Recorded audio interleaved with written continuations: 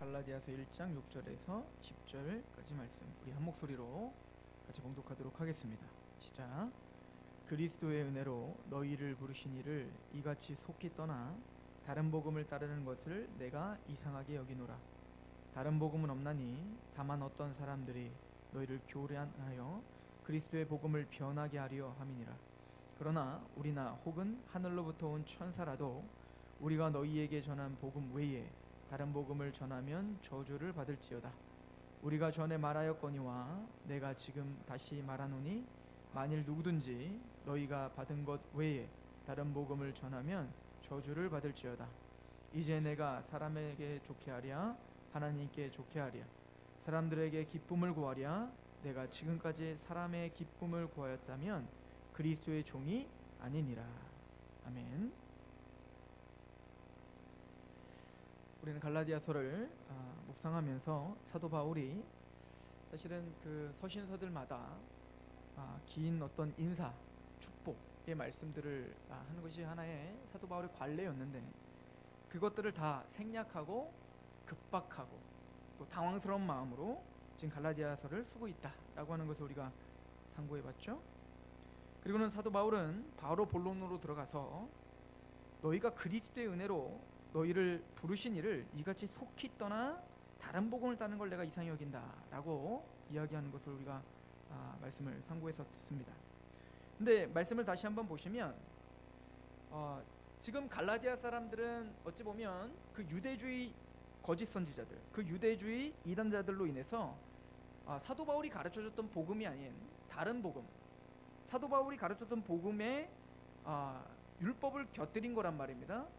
그것을 사도 바울은 다른 복음이라고 이야기했는데 그 다른 복음을 따르는 것은 꼭 누구를 떠나는 거라고 이야기하고 있죠.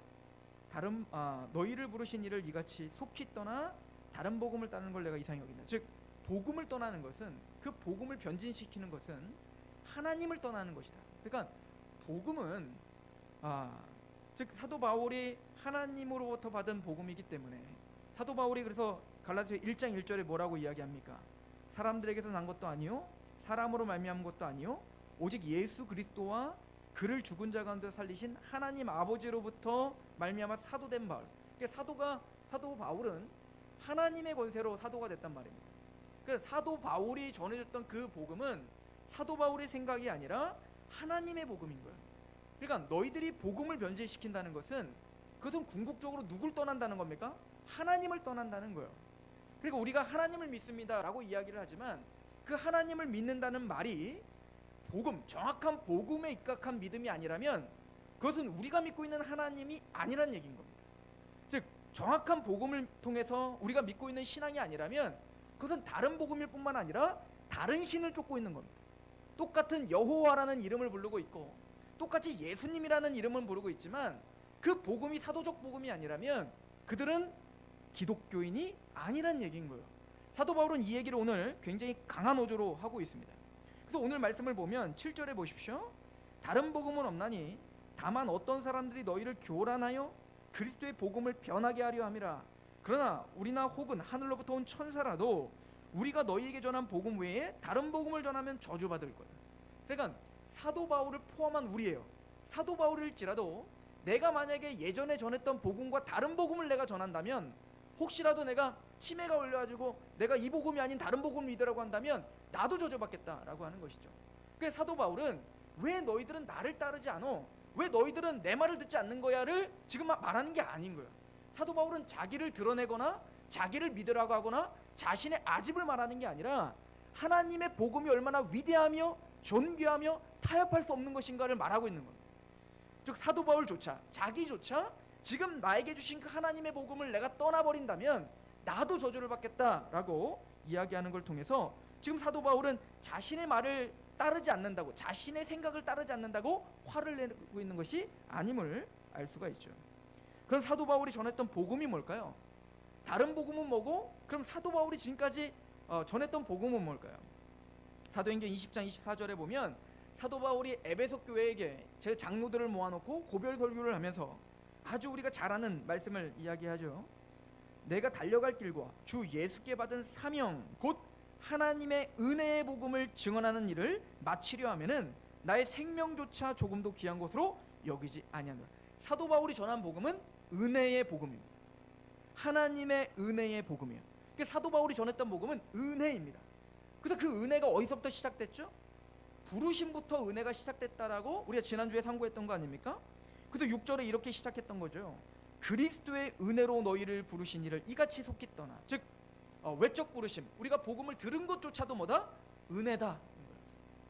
너희가 구원의 복음을, 그 안에서 구원의 복음을 듣고 또한 그 안에서 믿어 약속의 성령의 인치심을 받았으니, 우리가 들었어요 복음을. 그런데 그 복음은 누구 안에서?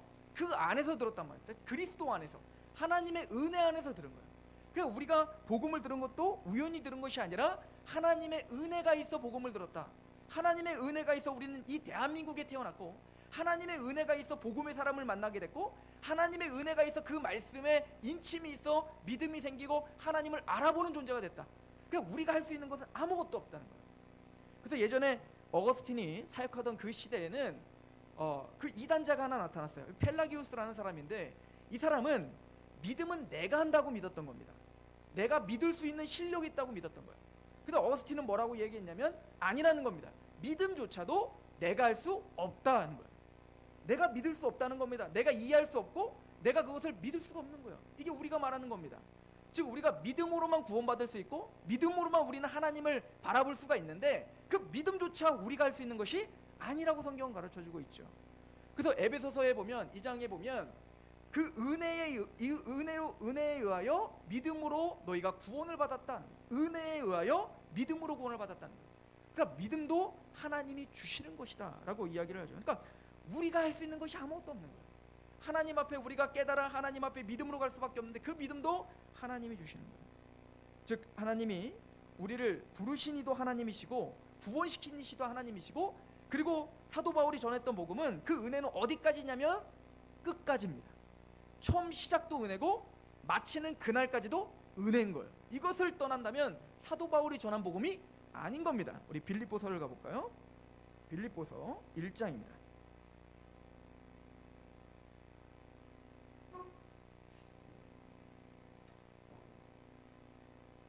1장 6절입니다. 빌립보서 1장 6절. 너희 안에서 착한 일을 시작하신 이가 그리스도 예수의 날까지 이루실 줄을 우리는 확신하노라. 이 착한 일을 시작하신 게 뭐죠? 로마서 8장에 보면 미리 아시고, 미리 아신 자를 미리 정하시고, 미리 정하신 자를 부르시고, 부르신 자를 의롭다 하시고, 의롭다 하신 자를 영화롭기까지 하셨다는 거예요. 즉 하나님이 우리를 미리 아신 거, 창세전부터, 에베소서 1장이 뭐라고 하죠? 창세전에 그리스도 안에서 우리를 택하사. 그러니까 우리를 미리 아셨다는 거예요. 그것이 미리 아시고 정하시고 부르시고 의롭다 하시고, 이 모든 것이 뭐예요? 하나님의 선하신 일이라는 거예요. 그런데 빌립보서 1장 6절에 보면 너희 안에서 착한 일을 시작하신 이가, 원수되었던 우리를 위해 자기 아들을 죽이기까지 하시며 우리를 불러주시며 믿음을 주시며 그 모든 착한 일을 시작하신 이가 그리스도 예수의 날까지 이루실 줄을 우리가 확신한다는 거예요. 즉 우리가 구원을 받고 믿음이 생기는 것도 하나님의 은혜일 뿐만 아니라 그 믿음을 유지하고 그 믿음을 지켜 마침내는 예수 그리스도 앞에 우리가 장성한 자로 영광스러운 구원의 모습으로 완성되는 것도 누가 마침표를 찍으시겠다는 거예요? 하나님이 하시겠다는 거예요. 왜 너희가 믿음에 있는가 스스로 시험하고 확증하라 라고 하죠? 왜 믿음에 구원의 확신이 있을 수 있을까요? 왜 개혁주의자들은, 칼빈과 루터는 그렇게 구원의 확신을 강조할 수 있었을까요? 왜 카톨릭은 구원의 확신을 가진 자들을 이단이라고 했을까요? 그들 카톨릭의 그 개념에는 구원의 확신이라는 건 이단적 사고인 겁니다. 왜냐면 내가 어떻게 살지 어떻게 알고, 내가 앞으로 어떤 죄를 지을지 어떻게 알고.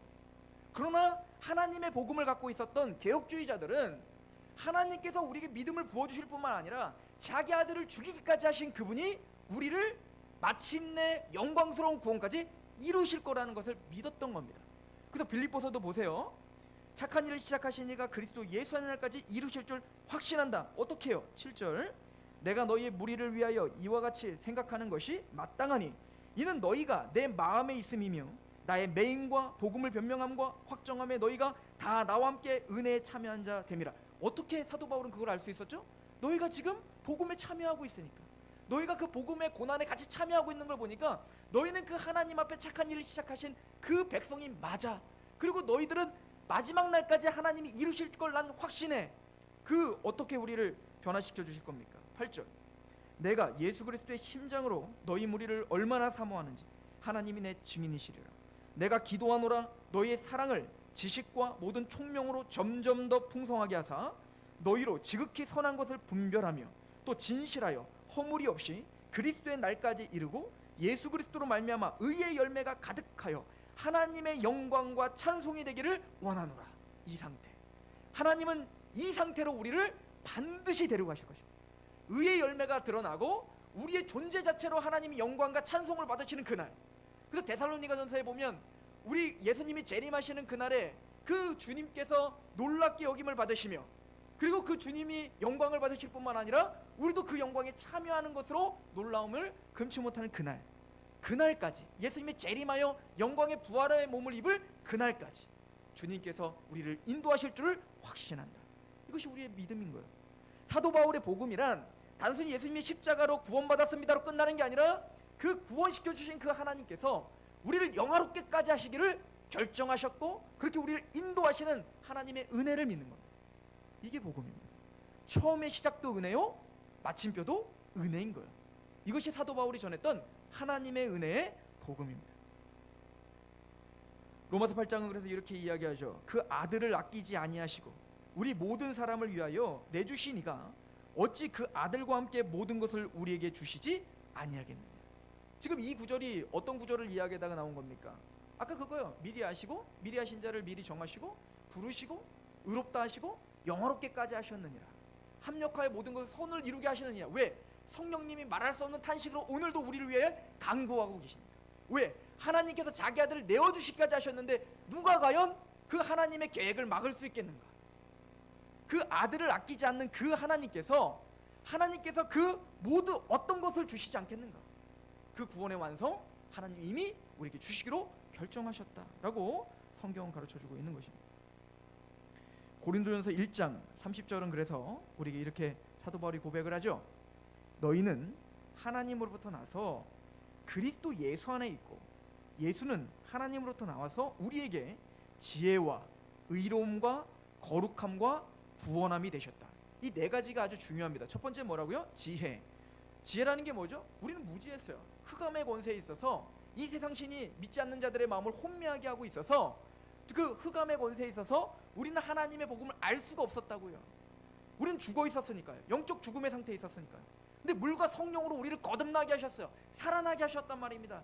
루디아에게 한 것처럼 루디아의 마음에 주께서 그 마음을 열어 바울의 말을 따르게 하신 것처럼 우리의 마음을 살려주셔서 하나님의 말씀을 듣게 하셨다고요. 지혜입니다.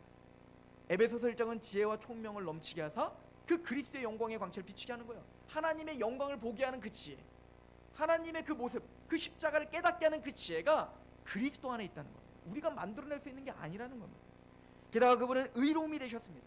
그 예수님께서 십자가에 죽으시고 복종하시고 죽기까지 복종하신 그 십자가에서 다 이루었다라고 말해요.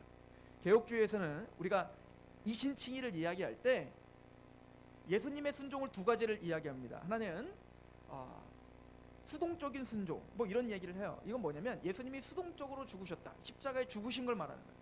예수님이 십자가에 죽으심으로 말미암아 하나님의 말씀에 죽으심으로 말미암아 우리의 죄를 담당하시는 그 역사를 이루셨죠. 그러나 예수님은 더 적극적으로 능동적으로 순종하셨다는 거예요. 그게 뭐냐면 예수님은 더 적극적으로 하나님의 모든 율법, 하나님의 모든 계명을 다 성취하시고 33년 동안 하나도 빼지 않고 다 이루셨다는 거예요. 우리는요, 율법이 육신 연약하여 할 수 없다. 우리는 죄인이기 때문에 우리는 그 한 율법도 지킬 수가 없어요.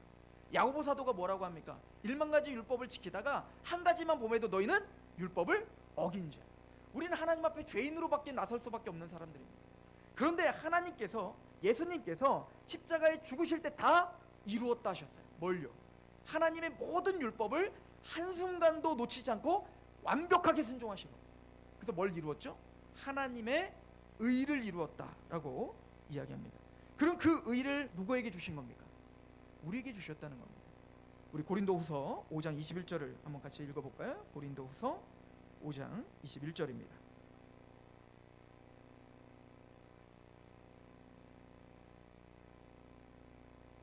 같이 한번 읽어보겠습니다. 고린도 후서 5장 21절입니다. 같이 봉독합니다. 시작. 하나님이 죄를 알지도 못하신 이를 우리를 대신하여 죄로 삼으신 것은 우리로 하여금 그 안에서 하나님의 의가 되게 하려 하십니다. 아담이 타락을 했을 때 우리 인간은 하나님 앞에 100% 불순종을 한 겁니다. 그러면 우리가 구원을 받기 위해선 우리는 의인이 되어야 됩니다. 그런데 우리는 율법이 육신이 연약하여 할 수 없어요. 그래서 오늘 말씀에 보면 하나님이 죄를 알지 못하시는 이를, 즉 예수님은 죄를 모르시죠. 히브리서에 보면 우리와 똑같이 시험은 받으시되 죄는 없으시다. 그러니까 예수님은 우리와 똑같은 성정을 갖고 계신 인간으로 오셔서 그 죄의 유혹과 죄의 어떤 그 많은 유혹들이 있었지만 그것을 이기시고 마침내는 한순간도 율법을 어기지 않고 100% 하나님의 말씀에 순종하시며 사신 거예요. 그리고 마침내 십자가에서 다 이루었어요. 뭘요? 하나님의 의, 우리 인간이 감히 만들 수 없는 하나님의 의를 만들어 놓으셨습니다. 그리고는 어떻게 했다는 겁니까? 하나님이 죄를 알지도 못하시는 이를 우리를 대신하여 죄로 삼으신 것은, 즉 예수님이 죄가 없으신 그분이 십자가에 달려 죽기까지 복종하셨던 것은 우리의 죄를 삼으신 거예요. 즉 우리가 지금까지 지었던 모든 죄들을 예수님에게 전가시키고, 그리고 우리로 하여금 그 안에서 하나님의 의가 되게 하려 합니다. 예수님이 십자가에서 완성하신 하나님의 의를 누구 것으로 주시겠다는 겁니까?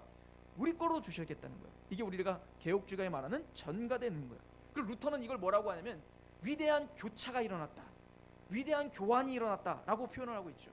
즉 우리의 모든 죄는 예수님에게로 갔고 예수님이 이루는 하나님의 의는 누구에게 왔어요?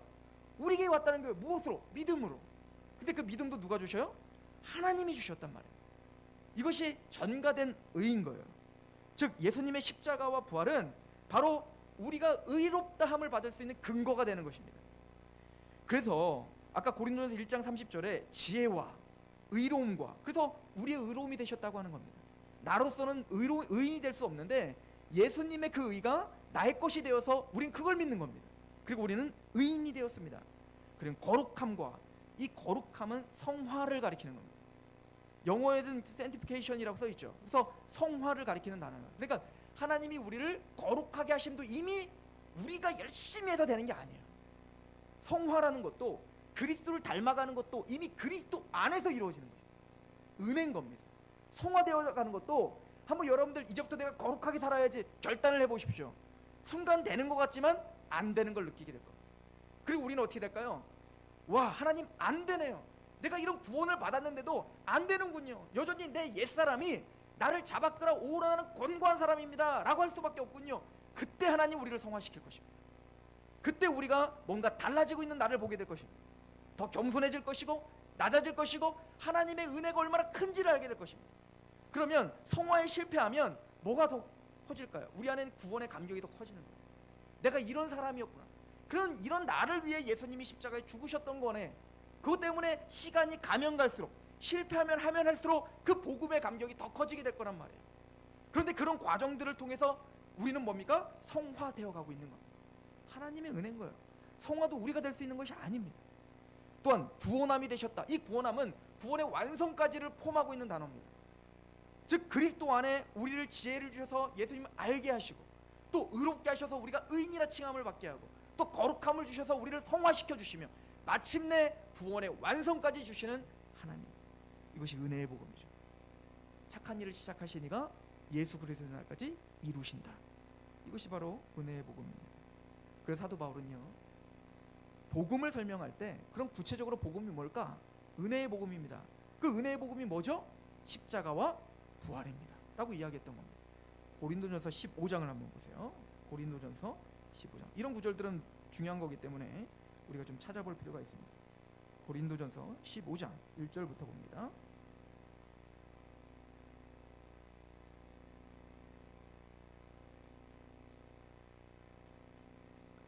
같이 한번 읽어볼까요? 고린도전서 15장 1절 시작. 형제들아, 내가 너희에게 전한 복음을 너희에게 알게 하노니 이는 너희가 받은 것이요 또 그 가운데서 선 것이라. 너희가 만일 내가 전한 그 말을 굳게 지키고 헛되이 믿지 아니하면 그로 말미암아 구원을 받으리라. 이걸 말하죠. 내가 전한 그 말, 그 전한 복음을 헛되이 믿지 말아라. 그렇게 하지 않으면 그 말씀을 믿으면 너희는 구원을 받는다는 거예요. 그리고 그 복음이 무엇인지를 이제 설명합니다. 이게 3절입니다. 3절 4절 시작. 내가 받은 것을 먼저 너희에게 전하였노니 이는 성경대로 그리스도께서 우리 죄를 위하여 죽으시고 장사 지낸 바 되셨다가 성경대로 사흘 만에 다시 살아나사. 복음이 뭐랍니까? 내가 성경대로 그리스도께서 우리의 죄를 위하여 죽으시고 장사되었다가 성경대로 사흘 만에 다시 살아나사. 그 십자가와 부활이 그 복음, 그리스도 안에 이루어지는 그 모든 구원을 완성시키는 핵심이다 라고 이야기를 하는 거예요. 그래서 우리는 복음이 뭡니까? 라고 말하면 십자가와 부활입니다 라고 이야기를 하는 것입니다. 복음은 단순합니다. 복음은 복잡하지 않습니다. 그런데 오늘 말씀에 보면 다른 복음을 쫓는 것을 내가 이상히 여기노라 라고 하면서 그 다른 복음을 가르치는 거짓 교사들의 특징을 이야기합니다. 그게 7절이죠. 갈라디아서 1장 7절이요. 다른 복음은 없나니 다만 어떤 사람들이 너희를 교란하여 그리스도의 복음을 변하게 하려 함이라. 교란하다, 혼동하게 하고 뭔가 흔들다라는 뜻이에요. 이 단순한 복음을 거짓 교사들은 복잡하게 만드는 겁니다. 오순절 성령 강림으로 인해 교회가 생기고 사도들이 사역했던 그때부터 이 복음을 교란했던 거짓 선지자들이 나타나기 시작했습니다. 그런 것들 크게는 우리는 요즘에 이제 율법주의, 뭐 신율법주의, 또 세관점, 뭐 이런 식으로 우리에게 다가오고 있어요. 율법주의란 말 그대로 칭의를 받기 위해서는 율법을 행해야 된다는 것이 율법주의입니다. 신율법주의도 마찬가지예요. 꼭 은혜를 말하는 것 같지만 율법을 지키지 않으면 칭의를 받을 수 없다라고 말하면 그것은 이단입니다. 더 교묘하게 우리에게 다가오는 게 있어요. 세관점이라고 하는 건데요. 이게 여러분들 이걸 뭘 알아야 되나 싶은데 한국 교회는 이거와 지금 치열한 싸움 중에 있습니다. 제가 한 10여 년 전에 감리교에서 신학을 할 때에 제 교과서가 이거였어요. 세관점. 이 세관점이라는 것은 E.P. 샌더스라고 하는 그 신학자가 먼저 이야기했던 거예요. 그것을 제임스 던이라고 하는 신학자가, 근데 제가 이제 감리교에서 공부할 때는 그 제임스 던이라고 하는 사람의 교과서로 그게 정설이다라고 배웠단 말입니다. 그리고는 요즘에는 이제 톰 나이트라고 하는 사람이 젊은이들에게 어마어마하게 확장이 됐어요. 또 유력한 기독교 서점에서 그 톰 나이트 책을 막 확산하고 있습니다.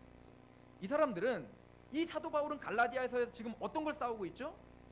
오직 은혜로, 믿음으로만 구원을 받는 것인데, 지금 갈라디아 교회에는 믿음으로 구원받는 건 맞아. 그런데 거기에 할례 하나만 더 덧붙여야 돼. 그리고 율법을 지켜야 구원을 받을 수 있어 라고 이야기한 것이 문제가 된 거란 말입니다. 그런데 이 톰 나이트나 제임스 던이나 그리고 이 E.P. 샌더스와 같은 세관점을 말하는 사람들은 아니라는 거예요. 잘 연구해 보면 사실은 유대인들도 행함으로 구원받는다는 구원론이 전혀 없었다는 겁니다. 쿰란 공동체, 그 당시에 있었던 시대적 배경의 어떤 쿰란 공동체를 연구해 보면, 유대인들의 문서를 공부해 보면 유대인들도 은혜로 구원받는다라고 이야기하지 믿음으로 구원받는다고 이야기하지 율법으로 구원받는다는 말을 하지 않는다는 겁니다. 자, 그렇게 딱 결정해 버리면 이제 뭐가 문제가 되죠? 사도 바울이 행함으로가 아니라 믿음으로 구원받는 거다, 율법으로가 아니라 믿음으로 구원받는 거야 라고 하는 싸움이 이제는 허공을 치는 거예요. 그 대적이 없어진 겁니다. 왜? 유대인들 믿음으로 구원받는 거니까.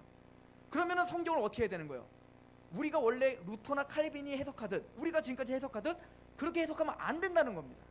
그래서 새로운 거예요. 신선한 겁니다. 그럼 어떻게 해석을 해야 될까요? 이거는 믿음으로 구원받는 게 맞는데, 그러면 유대인이 되기 위해서 뭘 받아야 돼요? 할례를 받아야 되는 것처럼 개인적인 구원을 받기 위한 지금 얘기가 아니라, 교회에 들어오려면, 입교를 하려면 할례를 받아야 된다는 얘기야. 그러니까 이거는 구원에 대한 이야기가 아니라 교회론에 대한 이야기야 라고 해석을 시켜버린단 말이에요. 그리고는 이 사람들이 끝에는 뭔 얘기를 하냐면, 그런데 이 쿰란 공동체에도 또 사도 바울도 궁극적으로 마지막 심판 때에서는 행함으로 의롭다함을 법정적으로 받아야 돼. 그러니까 믿음으로 구원받는 거야 막 얘기해놓고, 마지막에는 하나님 나라에 갔을 때는 심판 때에서는 뭘로 의롭다함을 받아야 된다고요? 우리의 모든 삶 속에서 있는 행함으로 의롭다함을 받아야 의인이 되고 천국 가는 거야, 이 이야기를 하는 거예요. 복잡하시죠? 이게 교란하는 겁니다. 단순한 복음을 그냥 그 복음대로 믿으면 되는데, 성경에 있는 그대로를 믿으면 되는데 그게 아니고 라고 하면서 뭡니까? 복잡하게 해요. 그러니까 이게 뭐냐면 하나님의 복음을 어떻게 하고 있는 겁니까? 교란하고 있는 거예요. 이 싸움이 끊임없이 일어났던 것입니다. 게다가 오늘 보면 그 복음을 변하게 하려 했다라고 표현을 하고 있습니다. 사실은 이 단어는 굉장히 과격한 표현입니다. 완전히 뒤집어 엎으려고 했다라고 하는 뜻인 거예요. 그러니까 그들은 그냥 그 십자가 복음, 부활과 그 십자가만 그것만에다가 할례 하나만 덧붙였을 뿐인데, 하나 추가했을 뿐인데, 하나님, 사도 바울은 그걸 뭐라고 해요? 하나님의 복음을 다른 복음 하나를 만든 게 아니라 완전히 뒤집어 엎으려고 했다라고 표현하고 있는 거예요. 그러니까 하나님이 사도들에게 전해준 그 복음 외에 다른 것을, 그 어떤 것도 거룩해 보이는 어떤 것도 곁들여 버리면 그것은 하나님의 거룩한 복음을 뒤집어 엎어버린 것과 같다는 거예요. 제가 우리 청년들을 먹이려고 대전에 있을 때 만둣국을 끓이는 거예요. 제가 만둣국을 그때는 참 잘 끓였어요. 근데 만둣국을 끓이는데 이제 이만한 솥에다가 만둣국을 막 끓이는 겁니다. 그러니까 냉동만두를 사올 거 아닙니까? 다 집어넣고 그냥 막 남자들이 끓인 방법 있잖아요. 막 아무거나 다 때려 넣으면 되는 거 아니에요. 막 넣고 그리고 만두를 막 쏟아부는 겁니다. 막 쏟아붓고 막 휘휘 저어서 계란도 다 넣고, 계란도 거의 한 판을 넣거든요. 막 넣고 막, 그래서 굉장히 이 냄새가 끝내주는 거야. 그런데 마지막에 어떤 아이가 뭘 하나, 마지막 만두를 쏟아부었는데 한 10봉지를 쏟아부었는데 그 중에 한 봉지에서 뭐를 같이 쏟아붓냐면 방부제를 같이 쏟아부은 거야. 방부제를 쏟아부으면 어떻게 되면 나중에 보면 그 색깔이 초록색이 돼요. 초록색이 되는 거예요. 아무리 맛있고 모든 재료가 다 들어가고 완성이 됐을지라도 요거 하나만 더 넣으면 되지 않겠지? 그럼 방부제 하나만 딱 들어가면 어떻게 되는 거예요? 그거는 그냥 맛이 조금 이상해지는 게 아니라 다 버려야 되는 거예요. 사도 바울이 그 얘기를 하는 겁니다. 내가 전해준 그 복음 외에 그 어떤 것 하나라도 곁들이면 그거는 그냥 보완하는 게 아니라 완전히 다 버려버려야 된다는 거예요. 이걸 갈라디아서 2장 21절은 내가 하나님의 은혜를 패하지 아니하노니 만일 이렇게 되는 것이 율법으로 말미암으면 그리스도께서 헛되이 죽으셨느니라. 그렇게 복음 외에 다른 것을 곁들여 버리면 예수님의 죽음을 헛되게 만드는 것이다, 완전히 뒤집어 엎는 것이다 라고 이야기했던 거예요. 그리고 사도 바울은 굉장한 과격한 표현을 합니다. 우리나 천사들이 다른 복음을 전하면 저주를 받을지어다. 이 저주를 받는다는 얘기는 신적 금지를 뜻하는 용어래요. 이것은 대단히 과격한 표현인 겁니다. 사도 바울이 왜 그랬을까요? 왜 사도 바울은 화가 났을까요? 왜 사도 바울은 그 복음에 다른 것 하나를 곁들였는데 그것 때문에 분노할 수밖에 없었을까요? 하나님의 영광의 문제이기 때문에 그렇습니다. 그리스도의 영광의 문제이기 때문에 그런 거예요. 이 복음은 예수님의 영광과 하나님의 영광과 직결되는 문제이기 때문에 그렇습니다. 사도 바울 로마서에서 뭐라고 합니까? 복음에는 하나님의 의가 나타나서, 즉 그 복음에는 하나님의 거룩한 의가 드러나는 것입니다. 그런데 그 의를 축소시킨 거예요. 그 의를 폐한 겁니다. 그 복음에는 예수님의 거룩한 영광이 담겨 있는 겁니다. 우리를 위해서 십자가에 죽으신 그 하나님의 은혜가 담겨 있는 겁니다. 그런데 그 복음을 변질시켜 버리는 것은 하나님의 영광을 찢어버리는 것과 같은 거예요. 또한 사도 바울이 이렇게 흥분할 수 있는 이유는 영혼을 너무나 사랑했기 때문에 그렇습니다. 이 거짓 교사들은 자기들만의 교리를 만들어서 그것을 자기들만 믿고 자기들만 지옥 가는 게 아니라 그 교리가 옳다는 확신을 갖고 어떻게 하죠? 많은 사람들에게 가르쳐 하나님의 복음을 변질시키고 뒤집어 엎고 지옥 자식을 만들기 때문에 그렇습니다. 왜 예수님이 바리새인 보고 이 독사의 자식들아 라고 했죠? 마태복음에 그 바리새인 화 있을지어다 라고 7번 이야기하시면서 예수님이 그 바리새인들에게 뭔 말을 하던가요? 너희들이 한 성도를 얻기 위하여 바다를 건너까지 선교를 가지만 너희들보다 배나 더 지옥 자식을 만드는구나. 그들이 가리키면 가리킬수록, 그들이 선포하면 선포할수록 하나님을 이야기하고 율법을 이야기하고 은혜를 말하면 말할수록 그들은 배나 지옥 자식을 만들기 때문에 예수님은 참을 수가 없었던 겁니다.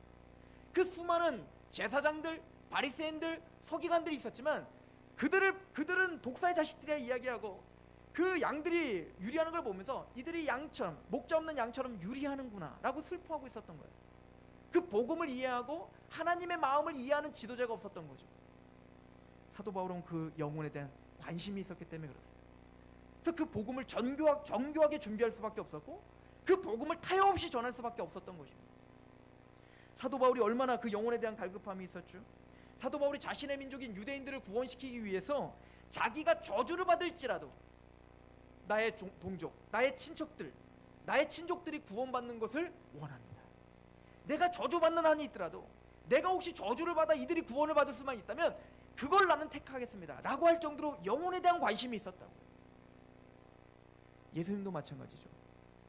너희를 실족하게 하는 자들은 연자맷돌을 목에 달려고 바다에 빠치는 게 낫다. 그만큼 영혼은 수종한 거예요. 예수님 피값으로 사신 그 영혼들이기 때문에 사도 바울은 그 복음을 갖고 장난치는 것을 참을 수가 없었던 거예요. 우리나 그 어떤 천사들일지라도. 그리고 오늘 중요한 이야기를 합니다. 8절을 보십시오. 갈라디아서 1장 8절. 그러나 우리나 혹은 하늘로부터 온 천사라도 우리가 너희에게 전한 복음 외에 다른 복음을 전하면 저주를 받을지어다. 우리가 전에 말하였거니와 내가 지금 다시 말하노니 만일 누구든지 너희가 받은 것 외에 다른 복음을 전하면 저주를, 두 가지를 말하죠. 우리가 전에 말하였거니와 그리고 너희가 받은 것, 옛적에 너희가 들었던 것, 변화된 건 없다는 거예요. 복음은 변하는 게 아닙니다. 많은 사람들이 우리에게 속일 것입니다. 환경이 변했고 상황이 변했습니다. 그러므로 복음도 우리 옷에 맞게 변해야 된다고 이야기합니다. 물론 그 시대에 맞는 옷을 입는 것만 그럴 수 있어요. 그 사람들에게 접근하는 방법, 사도 바울이 율법이 있는 자들에게 율법이 있는 자처럼, 율법이 없는 자들에게 율법이 없는 자처럼 같지만 그런 것이 아닌 그 복음 자체가 변한다면 그것은 거짓 복음입니다. 떠나야 되고 도망 나오는 거예요. 아무리 천사가 나와서 천사의 모습으로 와서 우리에게 기가 막힌 걸 전해준다 할지라도 사도들이 가르쳐준 그 말씀 속에서 가르쳐준 복음이 아니라면 거부해야 되는 것입니다. 그 어떤 대학 교수나 또 화려하게 보이는 어떤 누구가 이야기하더라도 그것이 사도들이 전한 복음이 아니라면 부셔버려요. 따르면 안 되는 것입니다. 이것이 사도 바울이 우리에게 가르쳐준 말씀입니다. 여러분들, 누군가가 여러분들이 너무나 사랑하는 자들을, 사랑하는 아들을, 또 사랑하는 딸을 막무가내로 끌고 가고 린치를 가하고 있다고 한다면 어떤 생각이 드시겠습니까? 그들과 맞서 싸우려 하지 않겠어요? 지금 내가 그를 당할 수 있는가 없는가가 문제가 아니라 그냥 내 사랑하는 딸이 질질 끌려가고 있다면 당장에 쫓아가서 그가 뭘 들고 있든 당장 쫓아가서 싸우려고 하는 그 울분이 있지 않겠어요? 누군가가 사랑하는 부모님을 모독하고 그 모독하는 발언을 너무나 쉽게 내 앞에서 하고 있다면 우리는 거룩한 분노가 치밀어 오르고 그를 향해서 오른뺨을 때리면 왼뺨을 돌려야 돼야 되지만 이때는 아닌 거예요. 예수님은 어떻게 하죠? 성전을 뒤집어 엎어버립니다. 그 분노가 있지 않겠습니까? 하나님의 복음은 하나님의 영광과 예수님의 영광, 또한 한 영혼의 생명이 달린 문제입니다. 그래서 하나님의 백성들은 그 복음을 위해서 싸우는 겁니다.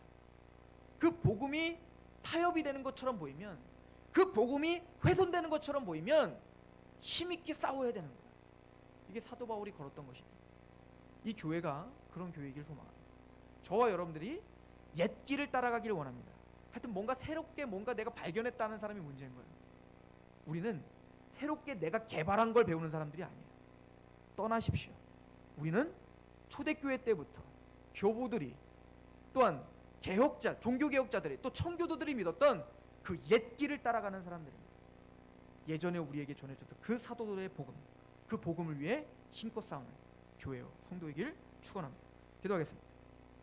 하나님 아버지, 너무나 감사합니다.